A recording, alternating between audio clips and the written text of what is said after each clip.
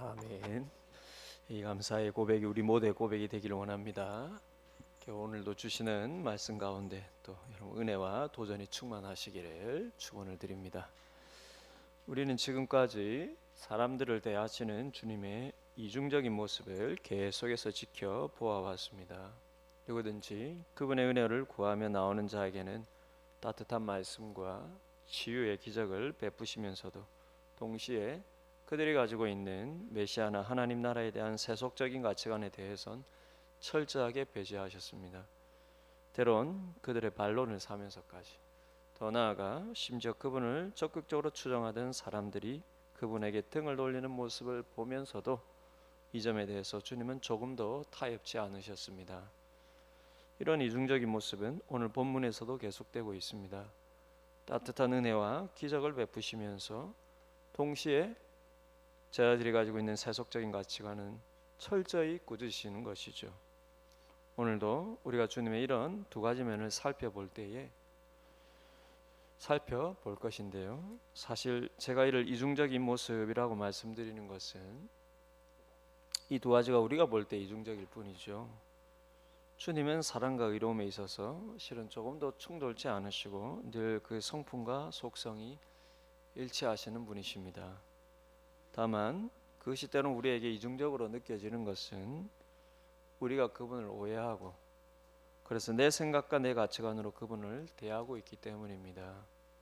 즉 우리가 주님께서 우리를 사랑하셔서 베푸시는 은혜와 기적은 우리에게 너무나 좋지만 내가 그분을 통해 얻고 싶은 내 욕구나 기대가 꺾일 때 그분이 그렇게 이중적으로 느껴지는 것일 뿐인 것이죠. 그분이 내게 베푸셨던 은혜처럼 나를 내 뜻이 아닌 그분의 뜻과 계획대로 이끄실 또 다른 은혜에는 사실 여전히 변함이 없으신 것입니다. 따라서 주님이 내게 이중적으로 느껴질 때는 주님이 바뀌셔야 하는 것이 아니라 바로 내가 바뀌어야 합니다. 내 생각이 주님의 생각과 가치관으로 바뀌어야 하고 내 뜻과 계획이 주님의 뜻과 계획 아래 내려놓아질 때에 주님의 은혜는 변함이 없었고 앞으로도 변함이 없을 거라는 확신이 그때 비로소 생기는 것입니다. 그러면 오늘의 말씀을 통해서 주님이 이중적인 모습이 아니라 변함없이 한결같은 분으로 여러분 심령에 느껴지시는 은혜가 임하시기를 소원을 드립니다. 그럼 오늘 본문에서 먼저 따뜻한 그분의 은혜와 치유의 기적을 살펴보겠습니다. 지난주 우리는 막달라로 추정되기도 하는 달마누다 지방에 주님이 이르러셨을 때에 바리새인과 서기관들이 나와서 그 바리새인과 사두개인들이 나와서요 메시아의 표적을 요구하며 또 주님 앞에 주님을 걸고 넘어졌죠.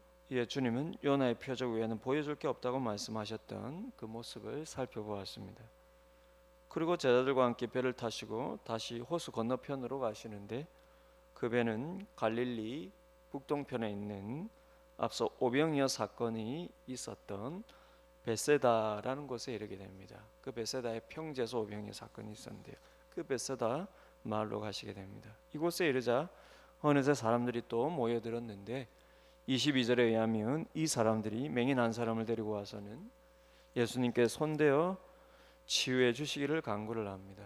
그런데 이어 23절에 의하면 주님께서 이 사람의 손을 붙잡으시고는 마을 밖으로 데리고 나가버리시는 것입니다.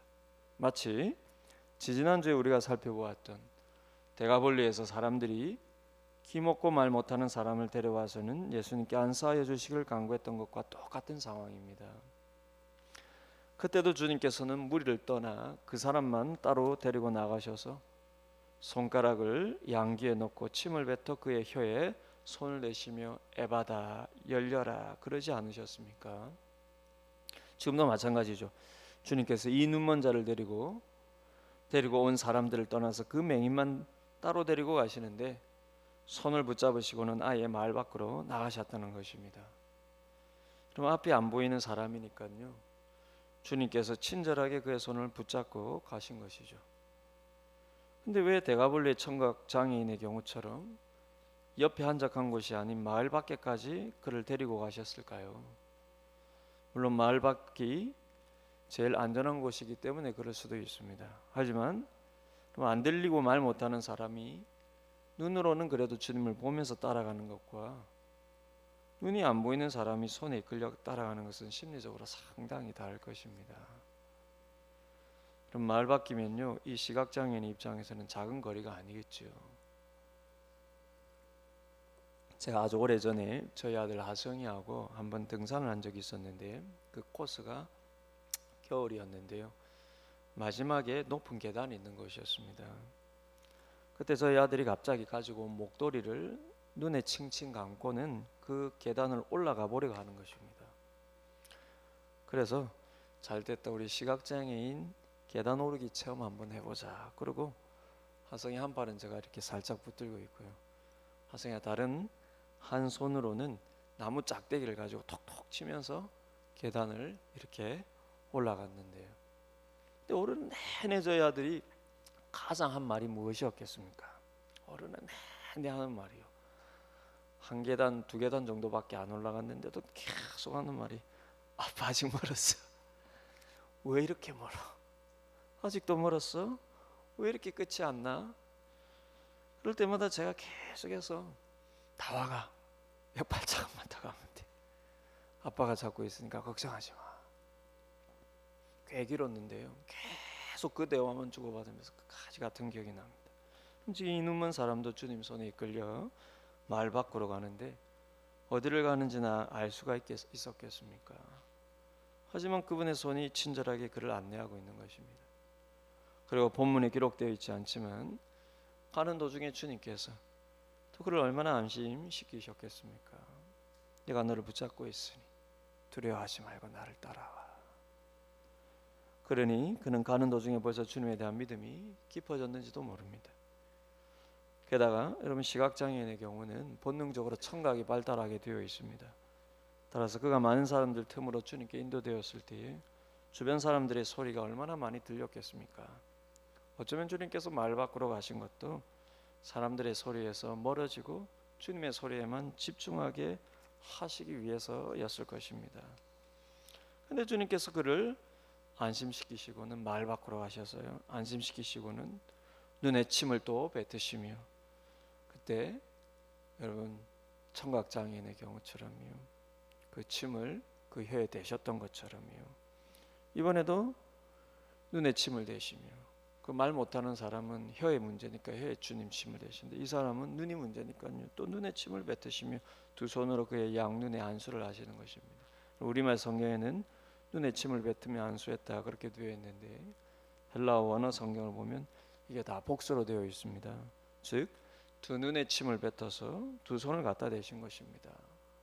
한쪽 두 쪽 다 침을 뱉으시고 두 손을 갖다 대는데 조금 더 자세하게는 그 눈 안으로 침을 뱉었다 이렇게 기록되어 있습니다.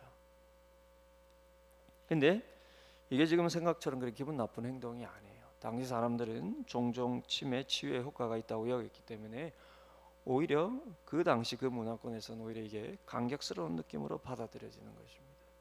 주님의 그 침의 따뜻함이 그 보이지 않는 그 사람의 눈의 감각에 느껴지지 않았겠습니까? 하지만 이 사람의 경우는 그럼에도 곧바로 낫지는 않았습니다. 주님께서 무엇이 보이는지 물으시자 24절을 보시면 나무와 뭔가 걸어가는 물체가 흐릿하게 보인다고 답합니다. 사람들이 지나가는 것 같고 나무처럼 뭐 서 있는 것 같고. 그래서 주님께서 친절히 그리고 따뜻하게 다시 그 문제의 두 눈에 안수해 주십니다. 그러니 모든 것이 밝게 보였다 그렇게 기록되어 있습니다. 사랑하는 여러분, 저는 여러분들도 여러분 각자의 삶의 문제, 각 가정의 상처 아픔의 문제에 있어서 이렇게 주님께서 만져주시는 따뜻한 온기와 사랑의 은혜를 경험하며 사시기를 소원을 드립니다.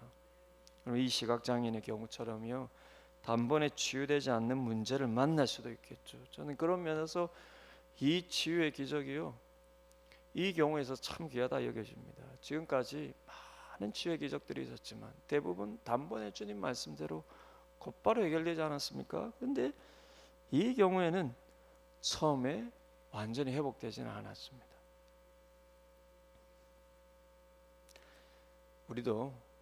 여러분, 주님께서 우리의 문제를 만져주시기를 우리가 바라면서요, 그것이 또한 이 경우처럼 단번에 치유되지 않는 문제일 수도 있습니다. 그러나 주님께서 다시 한 번 더 이 사람의 눈을 만져주셨던 것처럼 여러분 마음과 어떤 문제도 다시 만져주시는 은혜를 입으시기를 바랍니다. 그런 면에서 이건 참 은혜가 되죠.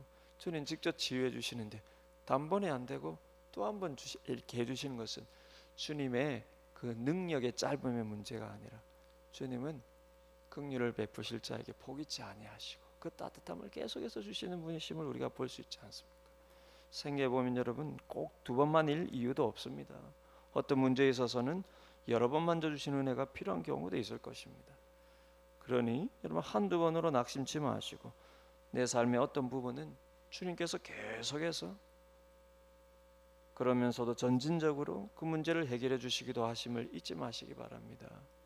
그래서 치유와 회복의 은혜에 관한 방법과 그 과정은 주님께 맡기시고요, 다만 우리는 끝까지 주님을 신뢰하며 그분의 손에 내 영혼과 내 삶과 내 가정을 맡길 수 있는 그런 주님의 사람들이 다 되시기를 주님의 이름으로 축원을 드립니다. 그리고 또 어떤 문제에 있어서요, 주님 여태까지 뭐 하셨나, 내 마음이 조급해서 그랬죠. 돌이켜보면 조금씩 내 삶을, 그 문제를 만져주시고 내 마음을 변화시켜 주시고 내 형편을 변화시키시고 내 몸을 변화시켜 주시는 데가 있지 않습니까? 그러니 치유의 방법과 과정은 주님께 맡기시고요, 주님을 끝까지 신뢰하며 여러분 마음과 몸과 삶과 가정을 맡기실 수 있는 여러분 되시기를 주님의 이름으로 축복을 드립니다. 이제 이어지는 사건은 아까 말씀드렸던 주님의 이중적인 모습 중 우리의 잘못된 신앙적 가치관에 대한 주님의 꾸짖음과 경고로 이어지는 말씀입니다. 흥미롭게도 이것은요, 교회의 탄생을 알리는 주님의 은혜의 선언과 동시에 일어납니다.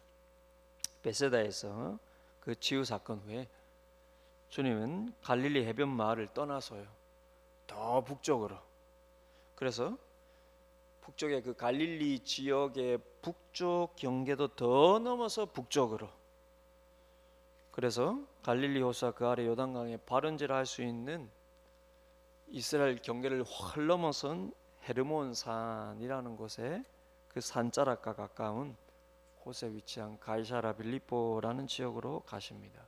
제자들 내리시고요. 그럼 이 시점부터 주님은 이제 애써 찾아오는 사람을 치유하시는 것 외에는 더 이상 일부러 치유 사역을 위해 군중들에게 들어가시는 일에는 집중치 않으십니다. 대신 곧 다가올 주님의 죽으심과 부활을 대비하며 특별히 제자들에게는 이것을 더욱 분명히 드러내시는 모습을 뚜렷이 볼 수 있습니다. 그래서 오늘 본문 중에 두 번째 사건인 여러분, 오늘 본문 8장 27절은 중요한 기점이에요. 이 8장 27절 기점으로 주님은 예루살렘에 이제 가서 십자가를 지실 일을 향해 구체적으로 행보하시게 됩니다. 지금까지는 돌아다니시면서 심지어 이방 지역까지 돌아다니시면서 사역을 하셨던 것이라면 이제는 예루살렘의 죽음을 향하여서 가시는 그 행보를 이제부터 기록되어 있습니다. 그 전환점을 맞는 8장 27절부터의 오늘 본문은 주님께서 지금까지 시끌벅적했던 군중들과 점점 더 잡아먹을 듯이 덤벼드는 바리새인과 사두개인들을 떠나서 가이사라 빌립보라는 도시에 가셔서 잠시 제자들과 조용한 시간을 보내시는 내용입니다. 그리고 다음 주에 있을 변화산 상에서의 그 변화되시는 모습의 사건과 그 이후로는 이제 쭉 예루살렘으로 내려가시는 것입니다. 지도상으로 북에서 남으로 내려가지만 예루살렘, 그 이스라엘의 수도로 올라가는 것이죠. 로마 황제 가이사의 이름을 딴 가이사랴라는 지역은 성경에 두 군데가 나오는데요, 한 군데는 지중해 해안 도시입니다. 그 지중해 연안 도시입니다. 그것은 이스라엘의 그 서쪽이 지중해 해변이지 않습니까? 거기에 있는 한 도시입니다. 그것은 로마에서 지중해를 건너서 이스라엘 땅으로 들어올 때의 첫 관문이었기 때문에, 그럼 유대에 파견된 로마 총독의 관저가 이 가이사랴에 있었고요, 그래서 로마 총독과 로마 주둔군이 평소에 머물러 있던 행정 수도가 바로 이 팔레스타인 그 지중해 해변에 있는 가이사라라는 것입니다. 일반적으로 가이사라라고 하면 이곳이에요. 굉장히 큰 해안 도시입니다.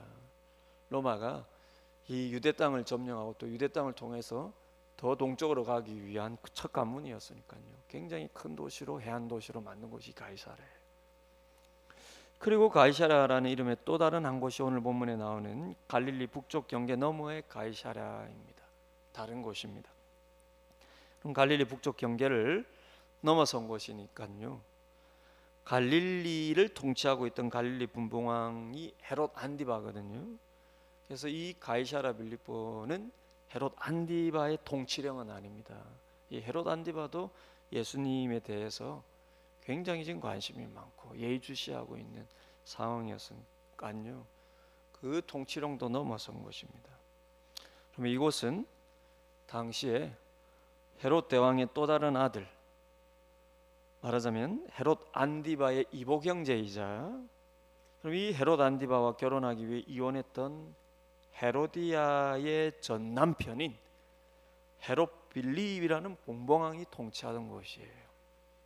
전에도 말씀드렸죠, 그죠?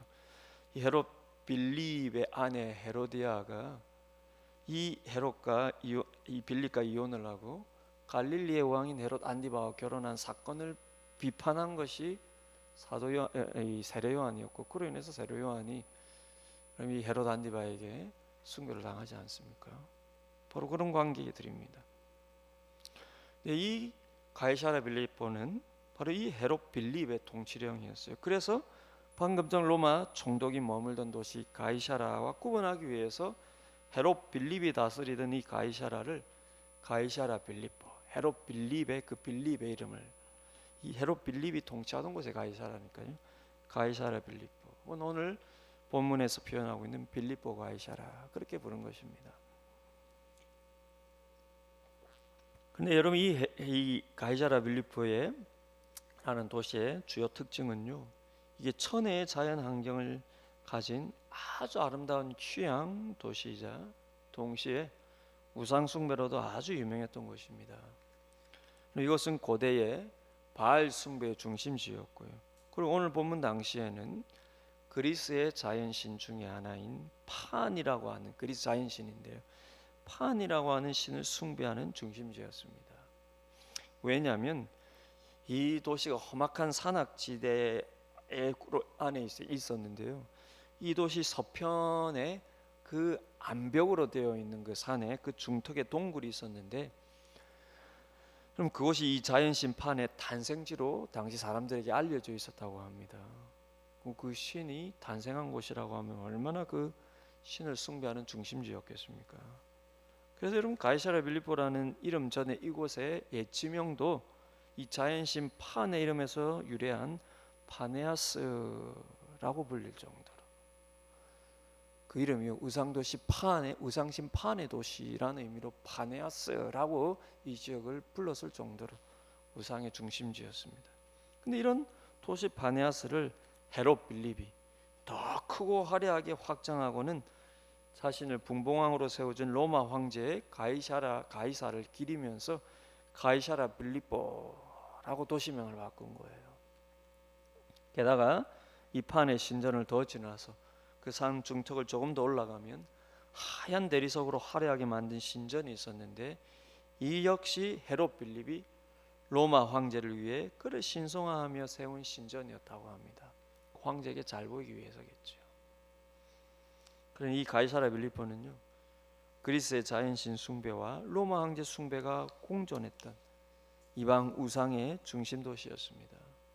그래서 오늘 본문에서 주님께서 제자들과 나누시는 아주 중요한 대화는 바로 이런 우상 숭배의 중심지인 가이사라 빌립보 도상에서 이루어진 것입니다. 이 우상 도시에서 주님은 제자들에게요, 주님 자신에 대한 그들의 신앙 고백을 듣고 싶으셨던 것입니다. 이제 십자가를 지러 내려가시기 전에 제자들의 신앙 고백을 확인하고 싶으신 거예요. 주님께서 제자들에게 먼저 이렇게 물으십니다. 사람들이 나를 누구라 하느냐? 그래서 오늘 보면 28절을 보시면 제자들이 이렇게 대답합니다. 제자들이 여짜와 이르되 세례 요한이라 하고, 더러는 엘리야 더러는 선지자 중에 하나라 하나이다. 그럼 우리가 이 대화를 조금 더 깊이 이해하려면 방금 전 살펴본 가이사라 빌립보라는 도시의 우상숭배적인 특징뿐만 아니라 동시에 이 질문을 하시는 그 시점 역시 굉장히 의미심장한 배경을 가지고 있음을 알아야 하는 것입니다.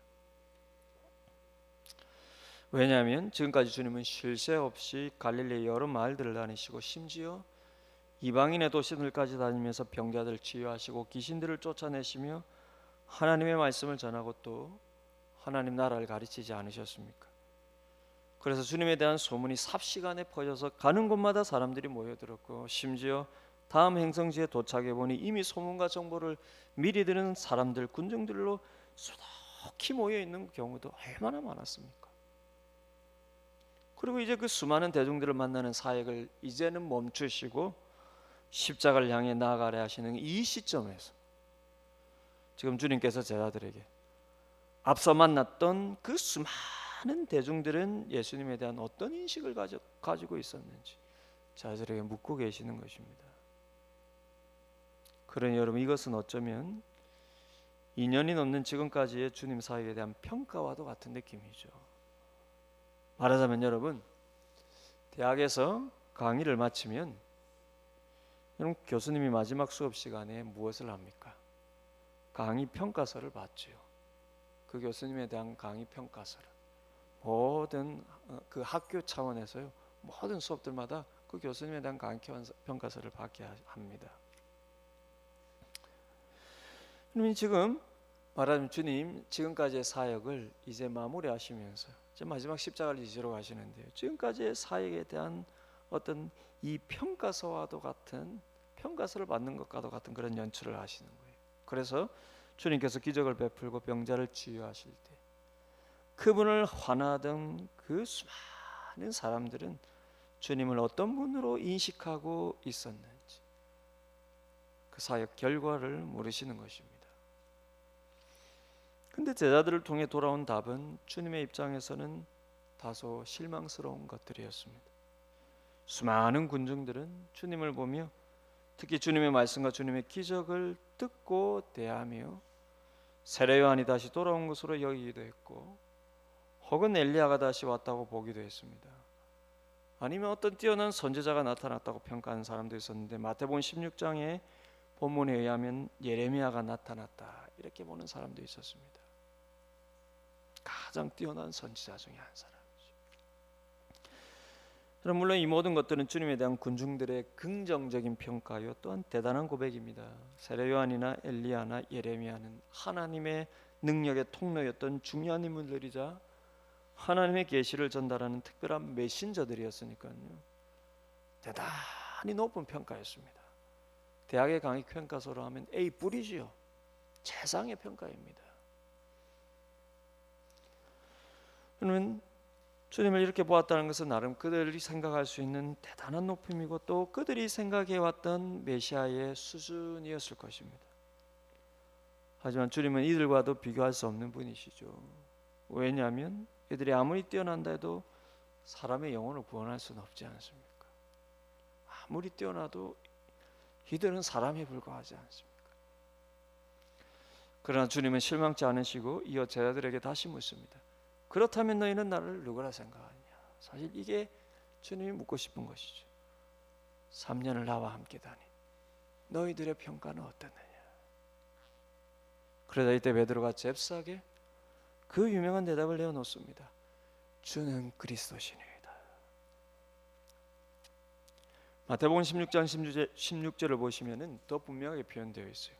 주는 그리스도시요 살아계신 하나님의 아들이시니이다. 그럼 그리스도는 우리가 다 아는 대로 메시아라는 말의 헬라어 표현입니다. 베드로가 지금 처음으로 예수님에 대해서 대중들의 생각과는 차원과 근본이 다른 표현을 하는데, 예수님은 그리스도, 메시아요 뿐만 아니라 하나님의 아들이라는 것입니다.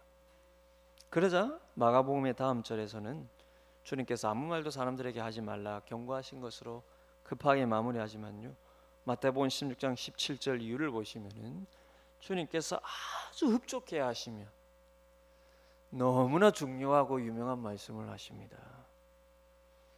예수께서 대답하여 이르시되 바요나 시몬아, 요나의 아들 시몬아, 네가 복이 있도다. 이를 네게 알게 한 이는 혈육이 아니요 하늘에 계신 내 아버지시니라. 또 내가 너에게 이르노니 너는 베드로라.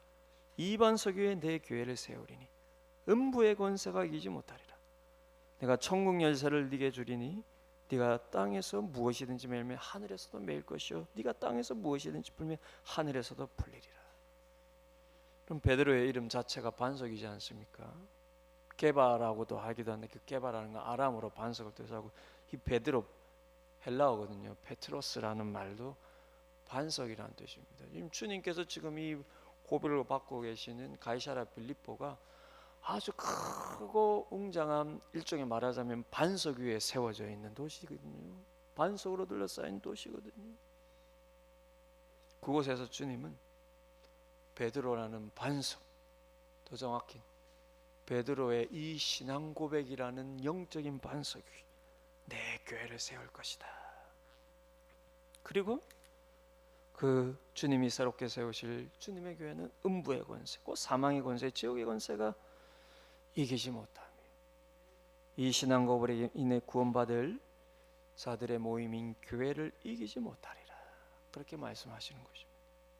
이로써 주님은 비로소 이 참된 신앙 고백을 하는 제자들에게 처음으로 주님 자신의 죽으심과 부활을 말씀해 주시는 것입니다. 그러면서 십자가를 지기 위해 이제 예루살렘으로 갈 준비를 이제부터, 바로 이 시점부터 시작하시는 것입니다. 근데 여러분 생각해 보면은요, 유대 군중들도 예수님을 메시아로 생각하며 왕으로 세우려 하지 않으셨습니까? 지금 베드로가 예수님을 향하여서 그리스도십니다, 메시아십니다 라고 말하는 게, 생각하면 유대인들도 예수님을 메시아라고 생각하며 우리의 왕이 되어 주옵소서 그러지 않았습니까? 그렇다면 그들의 메시아 고백과 베드로의 메시아 고백은 무슨 차이가 있겠습니까? 무슨 차이가 있겠습니까? 사실 그럼 깊이 들여다보면 놀랍게도 아직까지는 별 차이가 없습니다.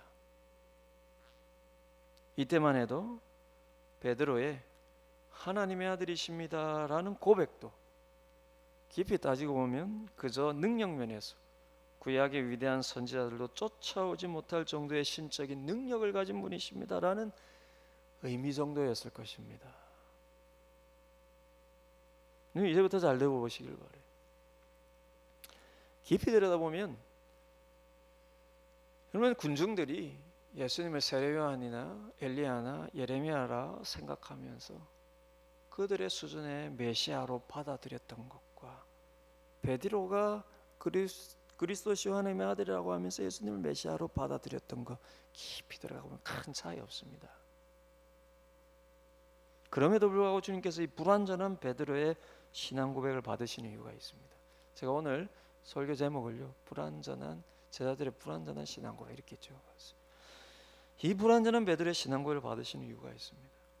그리고 바로 앞전에 사두개인과 바리새인들이 표적을 구했을 때 주님께서 요나의 표적밖에는 보여줄 게 없다고 말씀하셨죠. 유대인들에게 보여주는 요나의 표적이란 겉으로는요, 꼭 그들에 대한 심판을 말합니다. 주님은요, 역사적으로 곧 있을, 정말 역사적으로 곧 있을, 주님 부활하시고 나서 몇십 년에 곧 있을 로마에 의한 예루살렘 멸망을 내다보시면서 유대인들에게 경고하신 것입니다. 당장에는 바로 그 멸망이 곧 있을 거라는 것이죠. 그리고는 이처럼 이방의 우상 숭배지인 가이사랴 빌립보에 오셔서 새로운 영적인 공동체인 주님의 교회가 세워지리라 말씀하시는 것입니다. 곧 새로운 영적인 시대의 도래인 것이죠. 유대인들이 생각하는 유대인 중심의 하나님 나라가 아니라 유대를 넘어 이방 온 만방에도 세워지고 확장될 하나님의 나라를 선포하시는 것입니다. 그것은 유대 군중들이 생각하는 선지자 수준의 메시아가 아니라 하나님과 동일 본질을 가진 하나님의 아들이신 하나님 자신이신 메시아에 의해서, 그것도 그 메시아를 고백하는 자들을 통해서 세워지리라는 것을 이 이방 도시에서 선포하시는 것입니다. 왜 이 시점에서 선포하십니까? 이제 이걸 이루기 위해서 내려가서 십자가 지셔야 하거든요. 더 나아가 오늘 보면 31절에 보시면, 그래서 여러분 당시 유대인들의 입장에서는 말이 안 되는, 아니 도무지 있을 수 없는 이런 메시아의 나라 곧 그리스도의 교회가 어떻게 세워질 수 있는지 그 영적인 비밀을 비로소 가르쳐 주시는 거예요. 31절을 보십시오. 인자가 많은 고난을 받고 장로들과 대제사장들과 서기관들에게 버림받아 죽임을 당하고 사흘 만에 살아나야 할 것을 비로소 그들에게 가르치시되. 이는 무슨 의미입니까? 그 새로운 공동체, 그 귀한 신앙 고백이 위해서 이루어질 새로운 참된 하나님의 나라 곧 주님의 교회는 그들의 죄값을 대신 받으시는 그 메시아의 죽음을 통해 그리고 부활을 통해 이루어지리라는 것입니다. 따라서 여러분, 주님은 이제 이것을 이루기 위해 십자가를 이시로 예루살렘으로 가시려 하는 이 시점에서 제자들의 불완전한 신앙 고백이지만 그럼에도 불구하고 곧 이루어질 새로운 영적인 세상인 교회의 탄생을 선포하시는 것입니다. 왜냐하면 주님 이것을 이루시기 위해서 그분이 이 땅에 오시지 않았습니까? 하나님을 멀리 떠나서, 하나님을 멀리 떠나 사단의 권세 아래 놓여 있는 이 세상에 새로운 영적인 세상을 만든, 곧 하나님의 나라인 새로운 영적인 공동체인 교회를 주님께서 만드시기 위해서 이 땅에 오셨고요. 그리고 이제 이것을 이루기 위해 죽으시러 예루살렘에 가시려 하시니까요. 그 시점에서 자들의 신앙 고백을 이끌어내고 그들의 신앙 고백이 불완전하고, 그때까지만 해도 유대 군중들과 별반 크게 깊이 들여다보면 다를 게 없지만 주님에게 이것을 이루기 위한 시점이었기 때문에요, 새로운 영적인 세상, 그 교회의 탄생을 선포를 하시는 것입니다.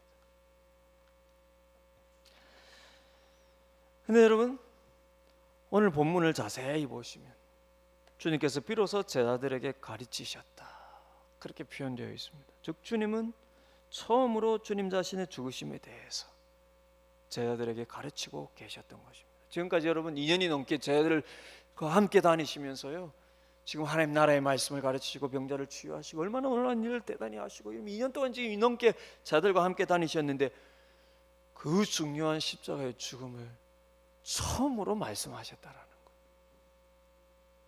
그것도 바리새인과 사두개인들에 의해 죽임 당하리라는 것까지 자세히 가르쳐 주십니다. 그러자 32절을 보시면요, 베드로가 예수를 붙들고 항변하였다, 그렇게 말씀합니다.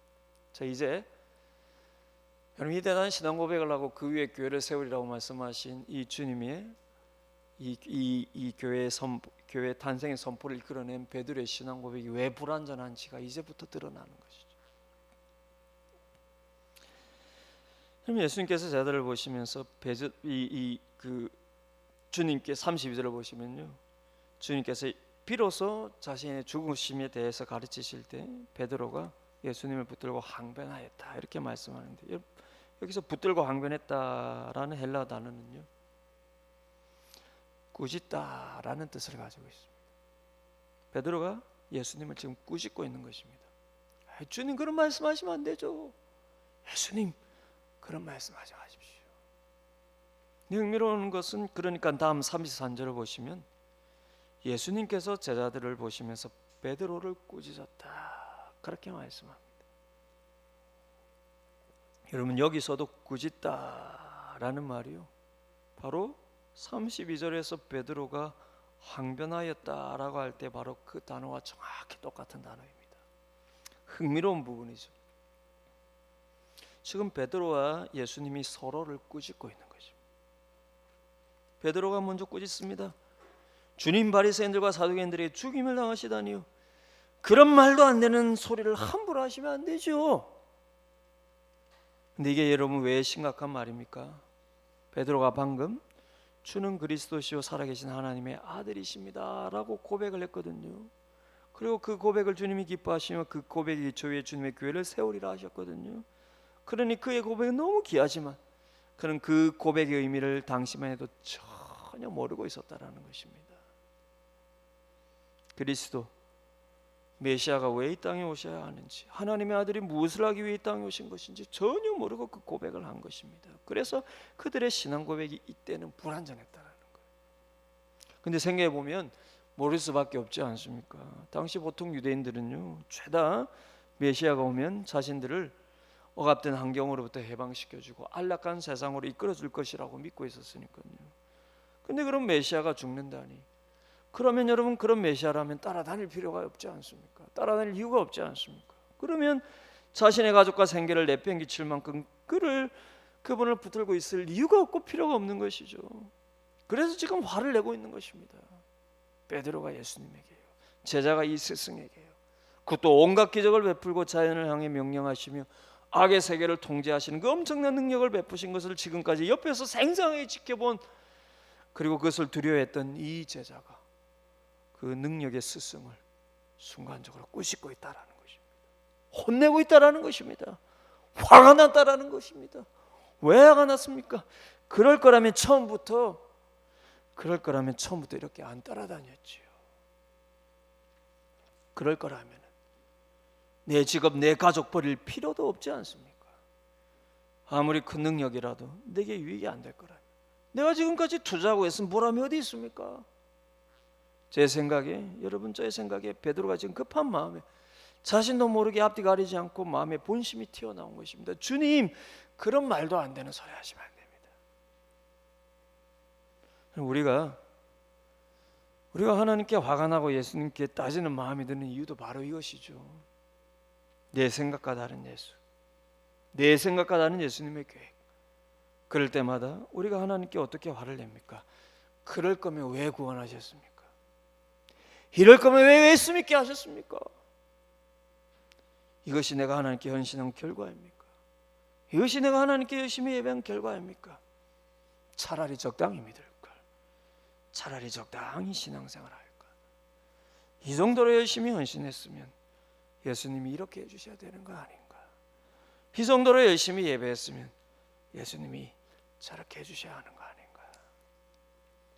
여러분, 내 생각, 내 계획과 다른 하나님의 뜻이란 우리가 그렇게 받아들이기가 힘들고, 하나님을 향한 섭섭한 마음, 분노의 마음을 그렇게 가지게 하는 것입니다. 근데 여러분, 베드로가 그러자 예수님께서도 화가 나셨습니다. 아이고, 그래 좀 미안해. 3년 동안 너희들이 투자한 게 어쩐데, 3년 동안 너희들이 고생하며 나를 따라다니는 게 얼마나 대단한 건데 내가 이렇게 힘없이 죽으면 좀 미안하지. 이게 아니라 베드로가 그래서 주님께서 화가 나셨습니다. 어떻게 화를 나십니까? 말씀을 보십시오. 사탄아, 내 뒤로 물러나라. 네가 하나님의 일을 생각하지 않고 도리어 사람의 일을 생각하는도다. 이만큼 더 심한 욕이 어디 있습니까? 이만큼 더 심한 욕이 어디 있습니까? 사탄아 그러는데요. 그럼 주님은 수많은 군중이 주님을 환호해도 기쁘지 않으셨습니다. 하지만 제자들이 그분을 메시아로 고백할 때 얼마나 기뻐하셨습니까? 그러나 주님은 또한 십자가 죽음이 없는 메시아는 있을 수 없는 노릇인 것입니다. 그래서 여러분, 주님께서 지금 베드로에게 단단히 화를 내시는 것입니다. 그럼 제자들이 아무리 메시아로 주님을 따르고 고백해도 십자가를 방해하는 것은 다 주님을 향한 대적인 것입니다. 주님께서 베드로를 꾸짖습니다. 네가 생각하는 메시아, 네가 생각하는 하나님의 아들은 하나님의 생각이 아니라 그저 사단이 주는 생각일 뿐이라는 것입니다. 이게 주님께 왜 이렇게 화나고 예민한 일이십니까? 정말 사단은요, 끊임없이 주님의 인성을 통해서 주님이 메시아로서 정말 하셔야 하는 일을 하지 못하도록 그 마음을 얼마나 유혹해 왔는지 모릅니다. 그럼 공생애를 시작하실 때, 그럼 40일 금식하실 때요, 굶주린 지님을 시험하면서 천하의 영광을 다 주겠다고 유혹을 하기도 했고요. 지금은 주님 제자들에게 십자가에서 죽으실 것에 대해서 비로소 말씀하시는 이 중요한 때에 그 귀한 신앙 고백을 했던 바로 그 제자로 하여금 메시아가 죽으면 안 된다고 그 마음의 생각을 또 유혹하지 않습니까? 후에 십자가를 지시기 전날 밤에도 겟세마네에서 기도하실 때 그 십자가의 잔을 그냥 지나 보내도록 얼마나 그 마음을 또 사단이 유혹을 했습니까? 그럼 주님께서 제자들의 귀한 고백을 들으셨지만 그분이 십자가를 지셔야만 우리를 구원하시고 진짜 우리의 주님이 되시니 그 십자가를 방해하는 것은 제자들이라도 꾸짖으시는 것입니다. 그리고 그 뒤에 사단의 영적인 방해를 또 꾸짖는 것입니다. 그러면서 제자들이 가지고 있는 잘못된 메시아가 지난주에도 말씀드렸던 바리새인과 헤롯의 누력을 버리라는 것이죠. 세상에 너희의 세상 권력 그리고 부와 명예를 위해서 내가 온 것이 아니라 너희를 죄에서 구원하기 위해 내가 왔고 또 그것을 위해 내가 죽는다는 것입니다. 그리고 여러분, 주님은 거기서도 더 나아가서 너희도 나처럼 십자가를 져야 한다는, 너희도 나처럼 죽어야 한다는 말씀을 하시는 것입니다. 이것이 오늘 본문의 하이라이트지요. 여러분, 베드로가 왜 화가 났습니까? 주님이 죽으면 내가 생각하는 그것을 얻지 못할 것 같아서 화가 났습니다. 그런데 주님은 왜 그런 베드로에게 또 화가 나셨습니까? 그런 생각으로는 주님이 우리를 위해 죽으신 이유와 목적대로 우리가 살 수가 없기 때문입니다. 여러분, 주님이 우리를 위해 죽으심으로 우리에게 바라시는 것이 무엇입니까? 여러분, 죽어서 천국 가는 거예요. 그건 결과일 뿐이죠. 이 땅에서 여러분 잘 먹고 잘 사는 것이요. 그것도 우리 하나님께서 우리에게 주시는 복이겠죠. 그러나 여러분, 주님이 우리를 위해서 죽으시는 진짜 이유가 무엇입니까? 바로 나도 주님을 위해, 그분의 나라와 일을 위해 나의 십자가를 피하지 않고 나를 내려놓고 죽을 수 있는 주님 닮은 삶을 살게 하기 위해서입니다. 그래서 주님은 다음 34절에서 주님 자신뿐만 아니라 제자들에게도 이 십자가를 요구하십니다. 무리와 제자들을 불러 이르시되 누구든지 나를 따라오거든 자기를 부인하고 자기 십자가를 지고 나를 따를 것이니라. 주님이 왜 화가 나셨습니까? 내가 너희 죄를 대신해서 죽는 것도 이해 못하는데 너희가 어떻게 너희에게 주어진 십자가를 지고 나를 쫓을 수 있겠느냐는 것이. 너희가 나를 믿고 이렇게 따름에 헌신하는 이유도 고작 너희가 이 땅에서의 안락과 너희가 이 땅에서의 복과 성공을 위한 것이라면, 그것이 주어질 것 같지 않아서 화가 난다면 너희가 나를 위해서 너희의 주어진 십자가를 지고 나를 어떻게 쫓을 수 있겠느냐는 것입니다.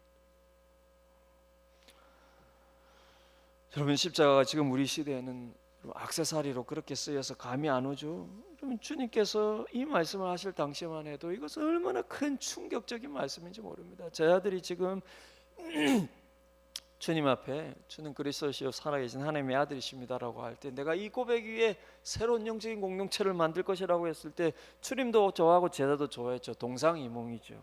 새로운 주님의 교회란 그들을 이 땅 위에서 화려하게 부귀영화를 가져다 줄 그런 새로운 공동체였겠죠. 그러나 그 환상이 확 곧바로 깨어집니다. 주님이 이 새로운 공동체를 만들기 위해서 내가 십자가에서 죽고 부활해야 된다고 말하자 이 제자들이 내가 생각하고 있는 그 새로운 공동체 아니지 않느냐?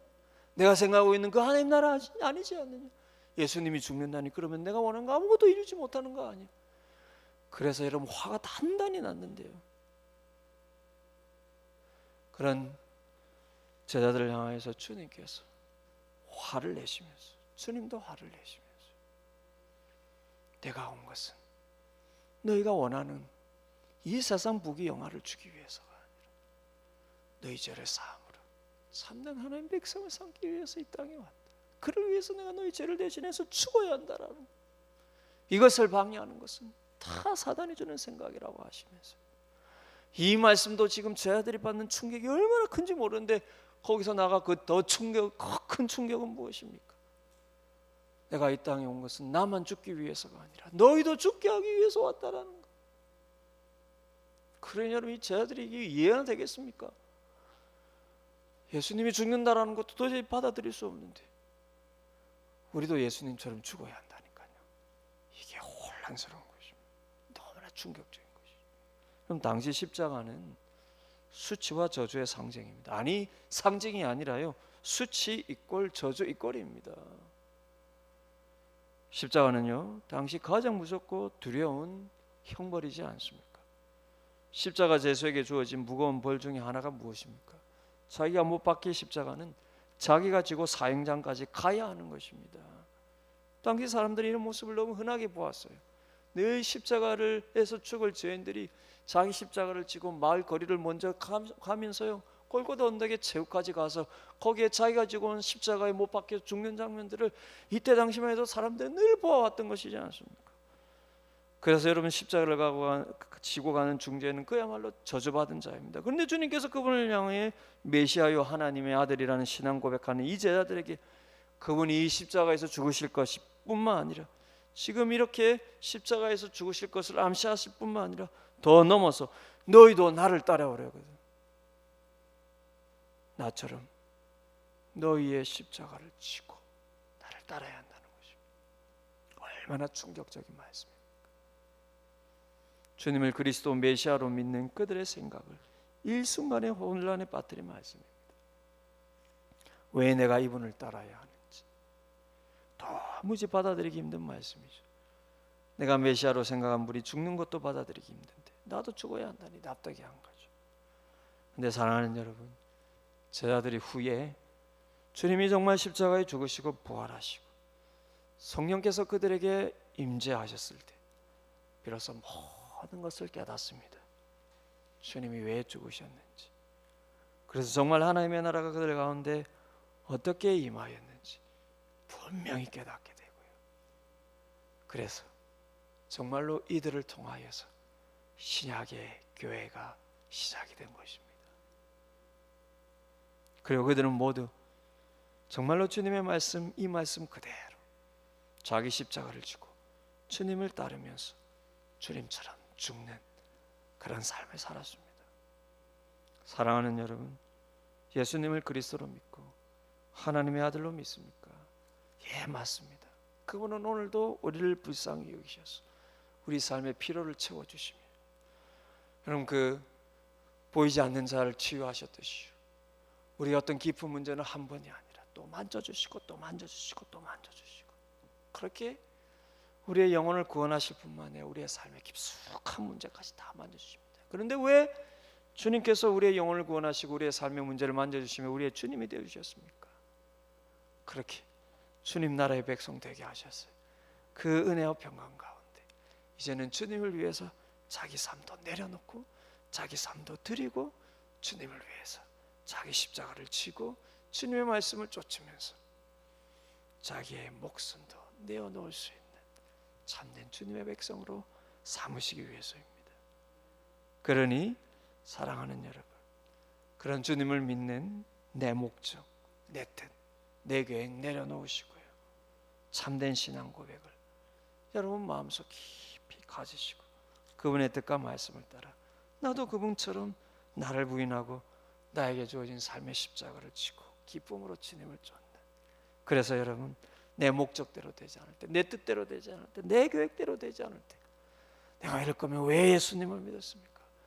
내가 이럴 거면 왜 예수님 앞에 헌신했습니까? 그것이 아니라 주님께서 나에게 주신 십자가가 무엇인지를 꼼꼼히 깊이 묵상하시면서 이거 지고 나도 주님 따르라고 하시는구나, 그렇게 따르면서요 주님이 여전히 나와 함께 하시며 내 삶의 문제를 만져주고 계시는 은혜가 여전히 변함없이 있음을 여러분 깨달으시면서, 그렇게 주님이 나에게 이중적으로 느껴지는 것이 아니라 여러분 한결같이 변함없는 분으로 느껴지시고, 그래서 내 뜻이 주님의 뜻에 맞춰지고 내 계획이 주님의 계획에 맞춰져서 이중적이 아니라 한결같고, 그래서 내 삶이 하나님께 바쳐지고 맡겨지고 드려지고, 그래서 내가 하나님 나라를 위해서 내 삶이 사용되어지는,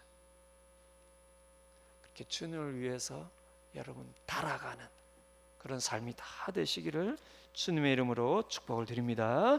우리 오늘 말씀 생각하면서 한번 기도했으면 좋겠습니다.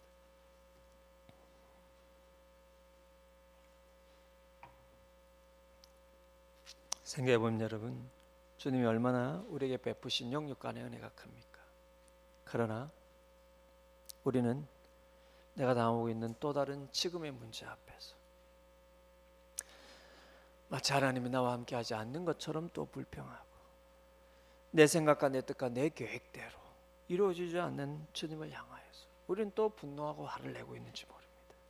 그러면서 우리는 주님을 그리스도시요 살아계신 하나님의 아들이십니다 라고 여전히 고백하고 있는지 모릅니다. 자, 여러분, 우리의 신앙 고백이 온전합니까? 불완전합니까?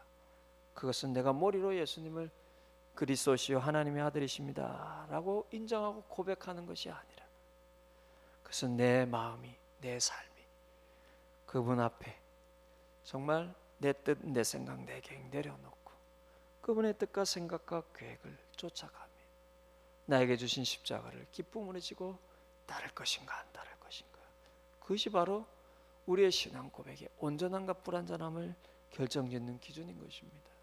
돌이켜보면 나는 예수님을 바르게 알고 바르게 고백하고 있다고 생각했지만 내가 예수님을 대하는 것을 보면, 내가 예수님께 화내는 것을 보면, 내가 내 생각과 내 뜻대로 되지 않는다고 예수님께 분노하는 것을 보면 나는 여전히 오늘 본문의 불완전한 자들의 신앙 고백은 아니었습니까?